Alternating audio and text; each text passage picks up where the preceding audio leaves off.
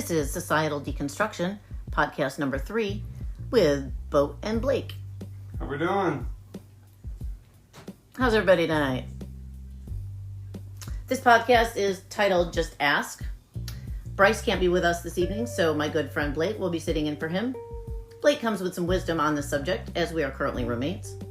Why can't people just ask for things politely, especially when they live together? A great example is my friend Matt said earlier. This was pretty funny too. He said when his last roommate lived with him that he got her out, thank God.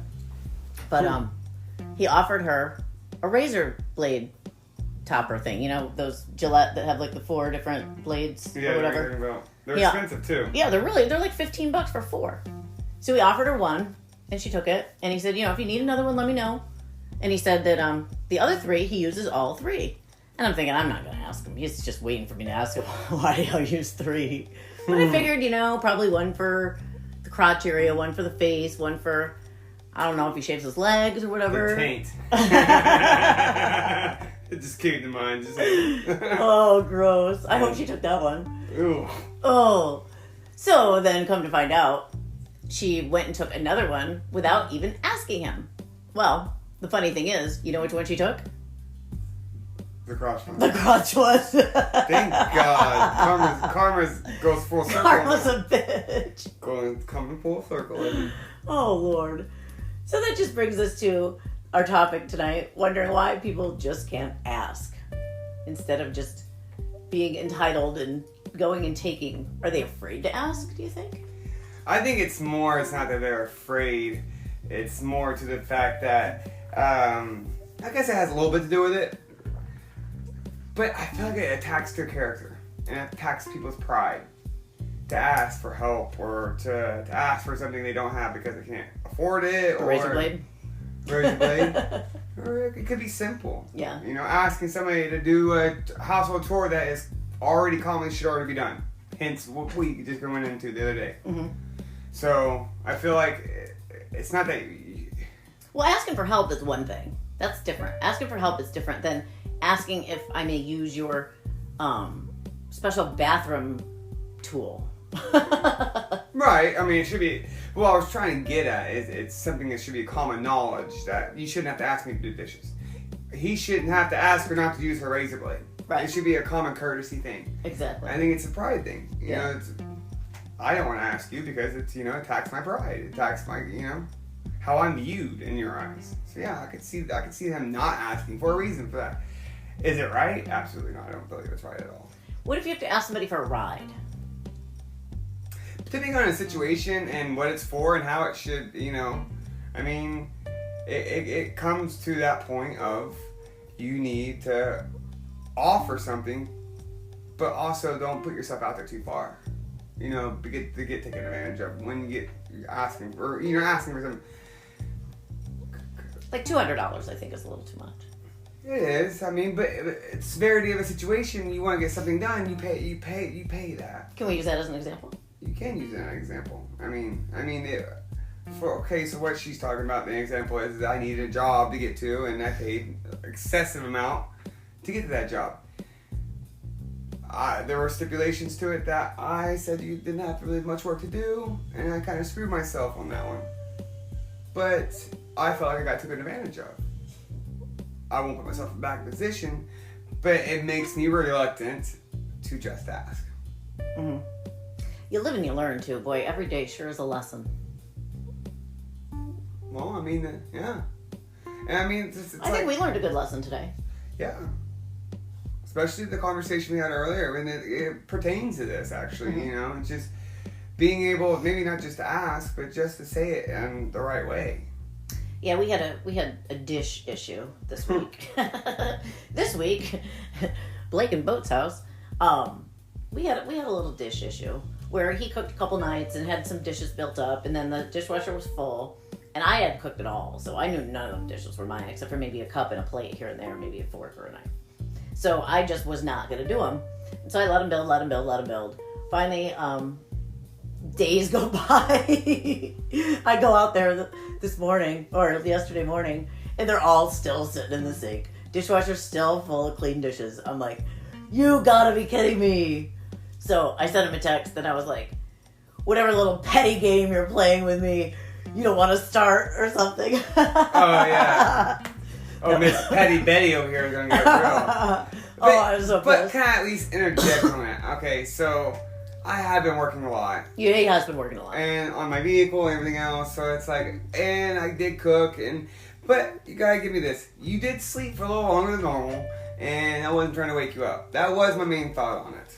Okay, so I wasn't trying to be petty, it was just, I get griped at about being too loud. I thought he just picked all his dishes out of the sink and left all mine in there. No. I picked the bigger ones, the ones that were the nastiest, but they were mine because I had cooked. Now I don't feel like all the dishes were mine, or most of them were mine, because I had done most of them, and I just did the dishes the night before that. Like I did all the dishes. Those were my dishes from the night before. Well, no, that load were your dishes from Monday night and Sunday night. Yeah, more or less. Yeah. The clean wasn't. Saturday night was done. Yeah, but regardless. Anyway, we managed to. Just ask each other to be more polite about Yeah, that. we managed to get through it. And very, civilized. Yeah. Civil. And you know who ended up doing the dishes? Our other roommate. The one that kind of started the pettiness. Well, that's another podcast entirely. Mm-hmm. But yeah, we managed to see eye to eye, and then we had a nice little chat about, as roommates, instead of always being against each other or always looking for, the worst in somebody. Instead, I said, every time we have one of these issues, we should really think the best of the other person. Like, be teammates more or less in the household. Mm-hmm.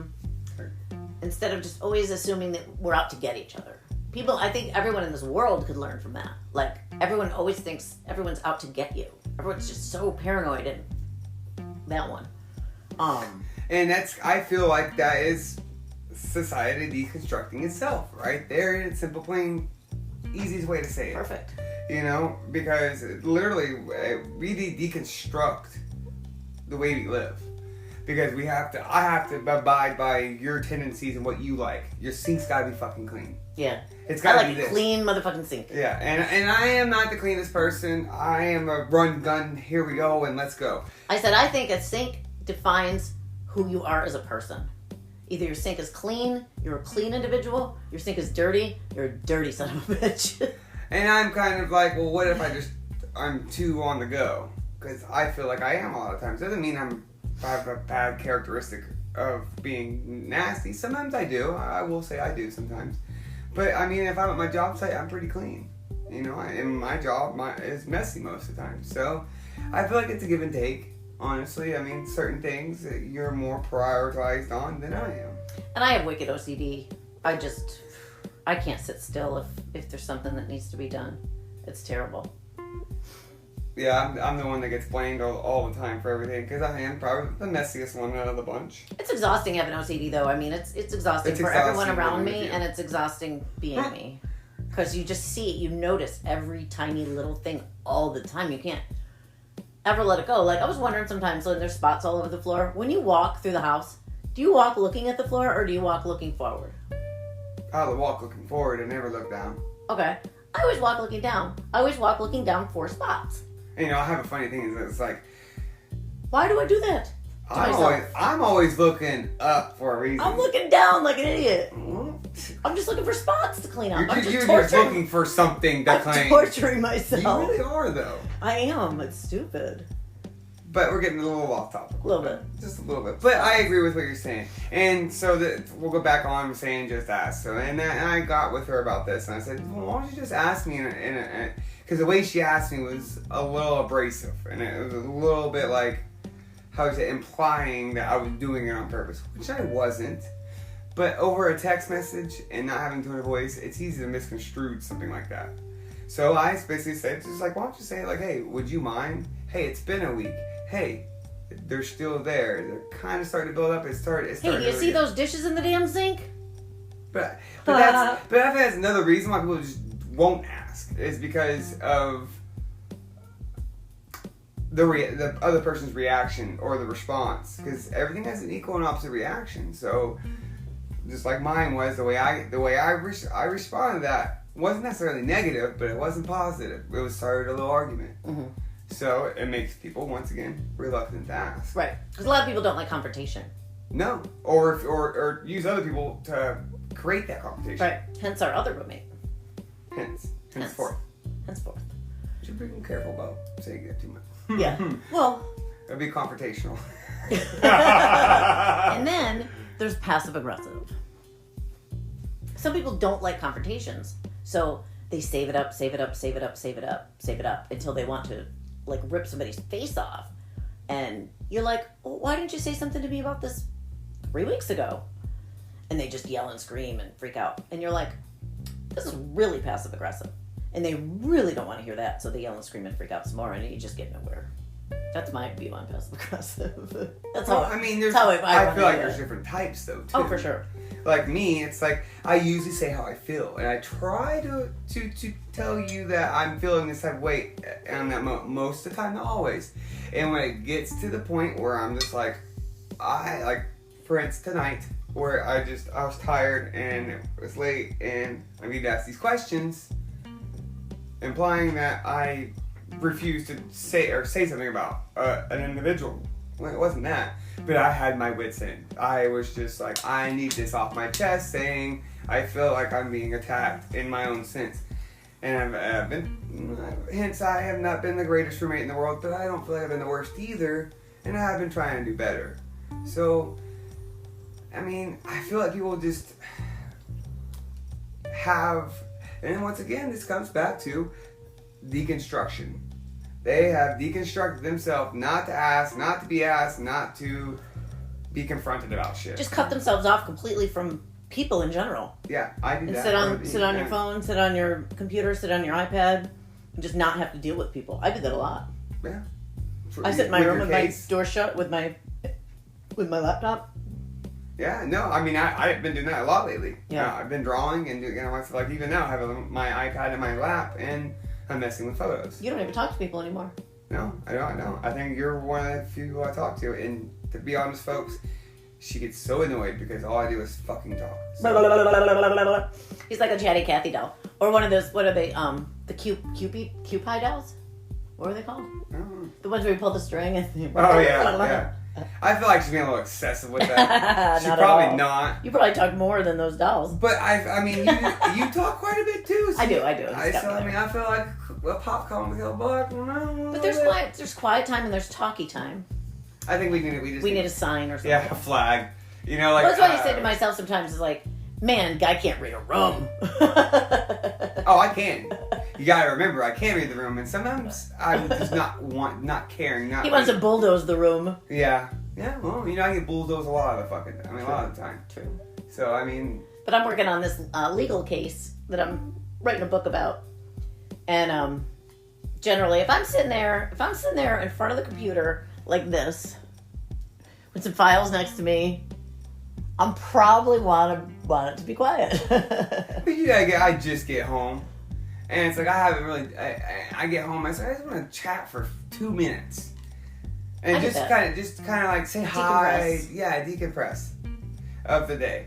And I need that sometimes. And it's like, I feel like it gets to the point where it's like, I should just ask you, like, hey, do you mind if you take 2 seconds? And it might be good for you and just to take a small break. It probably would be. And usually when you come in, I usually do. Because I usually know that we'd say hi, and I usually know that you want to talk about something, so I usually gear myself up for it because I try to get myself out of the hole I'm in, because this case is friggin' insane, and I go like 30-year-old case, 18,000 million feet down into the center of the earth. Like talk about a rabbit hole. Yeah, and by the way, folks, she's chatting Cathy about this case just as much as I'm chatting about my. What I'm doing at the time, because I like to say what I'm doing. I think I said to myself, if I hear about that goddamn house painting job one more fucking time, I'm gonna. True. I mean, I agree with her on that. Just scratch your eyeballs out. I'm not the type of person that wants to just say, "Oh, that's not me." No, I agree with her, but I mean, I feel like I get a little exaggerated a little bit, but that's my viewpoint. Everybody has difference. And And I'll usually admit, I think, my shortcomings too, to a certain extent. We all do. I don't have any, Well, so, no. you know. You're It's hard pretty good to- at it. It's hard to admit when you don't have any. And no comment. Is that that shirt you gave John to wear that one day?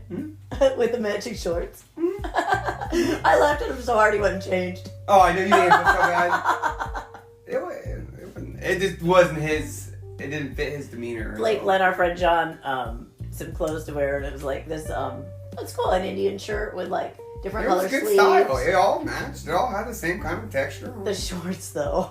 The shorts is what I made fun of. The shorts put it over the fucking edge. Bahama green and black. And Oh my yellow. God. Yeah, they were definitely like with palm trees on it. Oh yeah. I just kept laughing at him and laughing at him. Finally went and changed. I think he Rainforest pants. I think he put dirty clothes on. You did too. I'm like, dude, you're at the house. You're not even going anywhere. It's one thing if you're going out and you don't like the clothing. I get that. I am such a prick. I can't wear stuff that I don't like even at home. I mean, I come over here and I ask you all the fucking time. I'm like, hey, this look good? You know, This you haven't match? done that lately. Well, I got a mirror in my room now. Oh, we got him a mirror. Man, I like his little fashion shows too. I like the I little still fashion do shows. every now and then, but I haven't been going out either. I've been Yeah, he hasn't been going out. But he used to come out and like 10 different outfits every night when he went out. The earrings, shoes, the whole 9 yards. Belt, hat. It was cute. Well, it's easier when you have someone like, those two don't match. Because And one thing about me, I'm honest. Oh yeah. That's why I ask you most of the time. Well, plus you have good style. It's not like you don't match. You don't have good taste. Oh, thank you. So I appreciate that. I mean it when I say Most of what I wear is gray and black and white. Like, I got how many shades of gray do I Yeah, have? we call you gray area. It's okay. Not 50 shades of gray, just gray area. No. Except when I'm walking through the fucking room, the living room in the morning, and it's all I hear get 50 shades of gray going into the bedroom. That's a different story going on there. Yeah. I think it's hilarious. Oh. As she On another note, as she cringes and quit over here because I just said that, but no, it's funny. It's true. Should I just ask you to stop? Oh my God. Knock on the door. Will you just please stop now? Hey, I'm walking through. Can you give me 5 minutes? Can I cook my bagel first? That would suck. It does suck. It don't really suck. I think it's hilarious. I actually make comments as I'm walking through, just to wonder if you could hear me. And the very Your normal talkathon as you walk through the house? yes, to let you know I'm walking through. Just to let you know that I hear you. I can't hear anything over myself. I don't care. Look at my look at the scars from my little incident. Oh, you still have those? Yeah, look at that. From It's the terrible. doggy door I made? Yeah. I They- think I'm gonna be scarred for life. Oh, I sanded it down. And then it's in my room now. He made a little doggy door go into the bathroom because one of my dogs tends to go into the bathroom and pee or poop. Or his room and pee or poop. Mainly Dee's room. Well, any of those rooms back there with carpet. Yeah. Anything with carpet she thinks she should pee or poop on because most of the house is all She doesn't do tile. it very, very often on mine. It's once blue moon on mine. It's so weird. It's so weird that she just does it whenever. I don't understand. But anyway, he made a little doggy, I guess what do you call it? Not a doggy door, a doggy... Okay. Well, the doggy barricade. A doggy barricade, yeah, out of wood. Plywood. And he hadn't sanded it down or anything yet. It was very first night. So it was rough, nasty plywood right on the edge. And I got up in the middle of the night to go pee, and all the lights were off.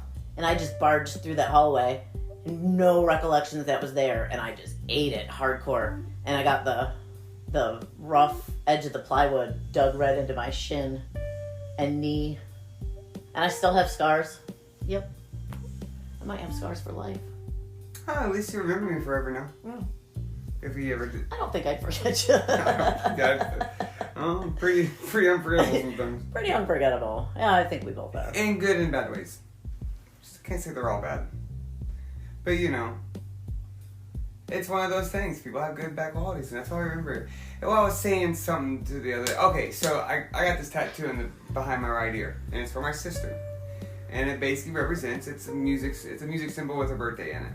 It represents that everybody has a song they sing. So I mean that's how we remember each other by. It's that certain tune, that certain thing that or how would you say it's vibration. It's a vibe. Off. Yeah, it's vibe. I wouldn't say vibration because it's more. I would say it's not just how you hear it, but how you feel it. So it's, that's why I say vibrations. I mean, it's not the right word, but it's not. It's like everybody's like, but I've been reading about this spirituality stuff, but it's like everybody's spirit. Your spirit is the same thing as your soul, and that's what that is. And however you perceive somebody's spirit or their soul, and you could translate that into a song. It's how you remember them by. There's a lot of songs I remember my dad by. See, a shit ton. It's a reason. What about your dad? Yes. Oh yeah. Okay, so there's one, Jagged Edge. I can't remember the song name, but it's Jagged Edge is the singer, and we used to listen to it all the time. What kind of music? I would say it's more like a 90s, like 90s hip rock? hop. Oh, hip hop. Hip hop rap almost. Had P Diddy in it. Yeah, it's like a hip hop rap. I've never heard of it. I can't remember the lyrics right now. It's like something about wanting to be your wife and Beat your wife? No, be your wife. Oh. Wanting to be your wife. It's in the song. It's part of the lyrics. Yeah, it's a really good song. What kind of music did your dad mainly listen to? Oh, my dad was country. So, by the way, I'm from Oklahoma. And both our dads are deceased, by the way. Yeah. So, let's say he was like, you listen to country, you listen to Nelly, you listen to blues, jazz. All kinds of shit. Super freak would be a Brick House, Rick James was a big thing we played a lot. Yeah, I like that too. I used to dance in the living room, have fun. You like when I get my little disco going, my little disco vibe going? Yeah, sometimes. Yeah. Not all the time. Yeah. I don't listen to it all the time. I have to be in the mood for some of the music. I've been playing weird music lately because I'm so sick of the same old crap that I'm getting into just I'm getting sick of mine too. Like I me, I have huge playlists. Like they're 6 hours long, and I can't listen to my 2 playlists I just made a month ago. I've been getting into that like Motown shit. Yeah, I definitely want to make a new playlist. It's really good. Do you like some of that Motown stuff? Yeah. Okay. I like it. I like it when I'm working, especially like some good old blues and stuff like that. When I'm working, I get in that nice smooth, like roll. Yeah, I like listening to the blues when I'm writing because it's just like back there in the background. You can think, you can focus, and it just kind of. I think it makes you listening to music while you're working like that makes you more creative. Yeah. Oh yeah. Well, okay, so that's art though. Yeah. It's straight. That's creativity in its finest, one of its finest forms. Because melodies, the how do you say it? Compilation of words. You have to finish my words sentences for me sometimes. But that takes so much thought process. So that's why that right there is just really one of the finest forms of art. I feel like. I just can't listen to anything that's like real loud or real fast. Like I can't listen to like any rap stuff. I could listen to maybe like Biggie or something like that, but nothing, no new rap or trap or anything like that. Yeah, she's a Kevin Gates kind of person. I would say if you were doing new style rap, you're a Kevin. I like J. Cole, but that's not rap. J. Cole's your style, yeah. It's R&B. He's more R&B. Yeah. I like the new R&B. I like The Weeknd. I like J. Cole. We were listening to this stuff a couple months ago. You listen to my R&B, don't you? Because I listen to a lot of R&B. And a couple months ago, or 6 months ago or so, we were listening to this stuff. We put on the Weeknd radio, and they play The Weeknd and everything in his genre, which is mainly like new R&B. And these songs would come on. I'm like, man, I like this song. Oh man, I really like this song. And then I found out they were all J. Cole songs. That's funny. I see J. Cole though. I do like him. He's not bad. But he's one of the artists that just he's there at times. He has a couple good songs, but he's still. It's like. Who else is good for new R&B then? She's not really new. Black Coffee has a good song. Oh, never heard. They're newer. I think it's a year or two old. I can never say it. Alyssa Cara. She has a couple good songs I really like. Koi Lauren, or I can't think of her name. She has a couple good songs that are kind of R&B. I don't know. Ever since Whitney and all them, Mariah Carey, they set such a high bar. It's hard to compete with their style, their emotion. I feel like here's a good one for our podcast. Can I interject for just a moment? Okay. Whitney was one of the greatest voices of all time, right? But it just sucks. The way that she died, it's like it almost like overshadows, or not, that's not the right word. Overcasts. I don't know. The way that she died. That her daughter died the exact same way that she died. And then I always think of her saying, crack is whack. Well, I mean, I agree. But also, it gives her more... Because I know society literally puts these artists on pedestals. It brings that pedestal down. Yeah, it makes them more like regular humans, and regular humans can identify with them. Exactly. So it kind of gives you that aspect on that. So I think what just freaks me out, though, is that the way she died and the way her daughter died the exact same way. See, it freaks me out. Why it freaks me out is because life lives in patterns. Like me and my uncle were born at the same time. 18 years later, my sister and my niece were born at the same time. Same time, or same type of way, in a way. So in that same time, but Ricky was 4 months before or after me, and so on. So just real close. Really close. Well, it happened 18 years later. My mom and my sister, 2 women. It was my mom, and my grandmother, and me and my uncle. So it's kind of weird. So it freaks me out that my dad committed murder suicide. So not saying am I capable of that, but it makes me question, how is my life pattern going?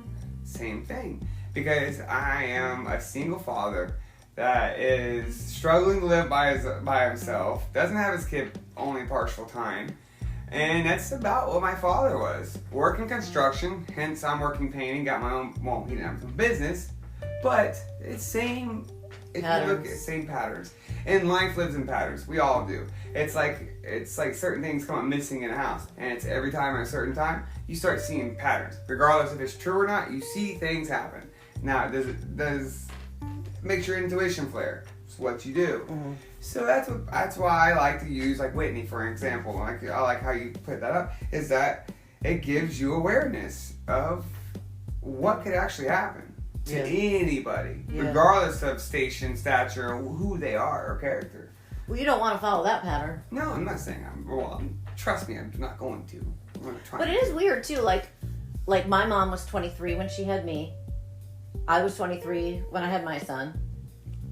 Well, now my son is 25 and doesn't have kids, which is just fine because I'm not ready to be a grandma yet. But there are little patterns. And then, my dad was an alcoholic, and then I ended up being an alcoholic. But I was an alcoholic for a while. My dad was too. Yeah. My dad quit. He quit 13 years before he passed away. And I quit recently. I quit like a year ago. I just quit. Why? I quit recently. Quit like, what, 2 or 3 months ago? A month ago? Yeah. You haven't been drinking at all. I drink a little bit. Man, the smoke to calm down because I talk so much. You notice when I smoke, I like... Yeah. Well, I think we've gone way off topic, but... Yeah, you interjected me. I was going to say about society deconstructing about something, and I lost that one.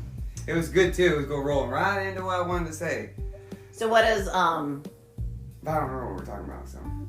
What does politely asking, have to do with society's norms? Oh. Well, think about it this way. Nowadays, people are entitled. They think they shouldn't have to ask, or shouldn't have to be told, or shouldn't have to tell, because it should already be known. If you want something to be done the way you want it done, you have to ask that. You have to tell somebody. You can't just expect it, but you can't expect to tell somebody in a rude manner, regardless of your station over them or below them. It doesn't change anything. Hence, it doesn't matter where your station is. You are a human being. Yeah. You need to ask in that manner. Yep. And I think people have deconstructed that politeness to the point. Think about it this way: 100 years ago, men had a certain stature to keep. So did women when it came to their representation and character. Nowadays, you see on TV is people half-ass naked. You see bikini thongs, however you want to put it. It's vulgar. It's to the point where it's almost unnecessary. And that's what we're teaching our kids. It is. They're all the women singers are in thongs. Yeah. They don't even have pants. They don't even have shorts. And rap, for instance.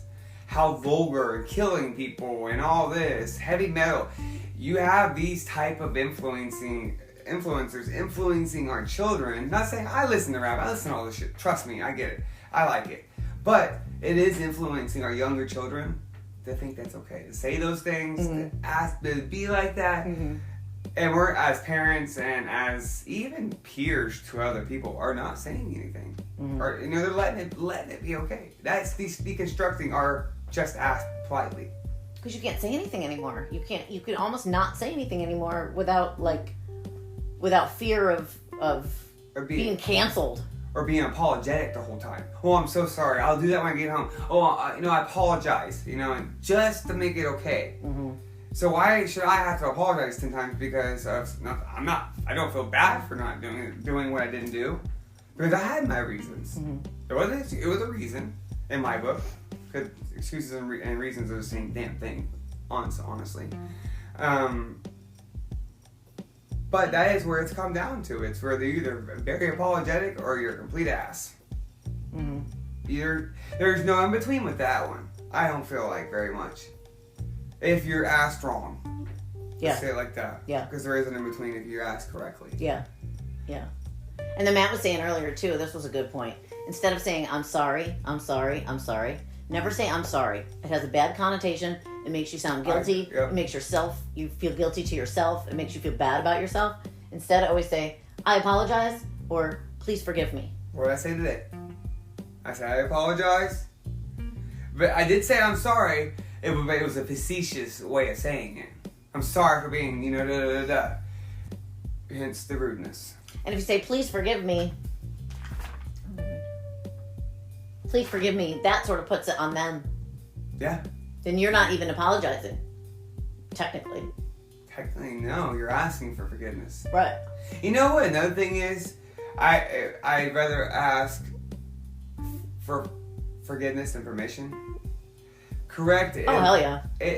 But it's right there. Right there. That is where we've lost it. Our politeness of just asking politely. Mm-hmm. Right there. Because people don't want to ask because they'd rather worry about being forgiven than to not being able to do it at all. Because they're so worried about what they got going on or what they need or how they want to be perceived that they'd rather just go do it and hopefully it works out. But if you ask permission and then you're told no, but you need to do it regardless of the fact. But you're going to do it anyway. Right. See, I don't ask permission for much. So now you're a complete douche snozzle. Douche snozzle. You like that? I was thinking about that. You get you just have no consideration of the next person, regardless, because you did it anyways. Mm-hmm. But it was important to me. I was letting you know. So instead of asking, I should have told you, hey, I'm doing this. Yeah. People need to be upfront. People need to be upfront from the get-go. It's that passive-aggressive thing. Instead of pussyfooting around the issue, you're afraid to ask, you want to know something. Like earlier, somebody wanted to know something. They were asking me. They texted me, WTF. And I'm like, WTF what? I don't even know what you're talking about. And then they pussyfooting around, afraid to just ask the question. Like, what was that all about? Why was he yelling at you? Or, no, just refused to even ask the question. So, I texted back, why are you pussyfooting around? I mean, yeah, I agree. Well, sometimes it's also, because I tend to, I don't want to say pussyfoot around it, I tend to over-explain why I'm asking. Mm-hmm. But I'm just trying to get you to see what I'm seeing, so you see my viewpoint. You know what I call that? Justification. Which is pussyfooting, but in a way, but... I don't think so. But I think it's more like you're trying to get somebody else to see your side of things, your point of view, tell them why you did something a certain way because of this, that, and the other. But you do the same thing. Oh, yeah, we all do. All humans do. It's a way of making yourself feel better. But see, it's not, I don't do that to make myself feel better. I do that to make sure that you're understanding why I'm... That's how I think I do it, too. But I think it comes off more as for anybody that does it. I think it makes them feel better. It does it to make themselves feel better. I mean, I get it. But anyway, folks, geez, we've done a whole 35 minutes today. Hope we didn't bore the pants off of you. Ramble. Sorry, guys. Anyway, y'all have a great day. Blake out. Boat out.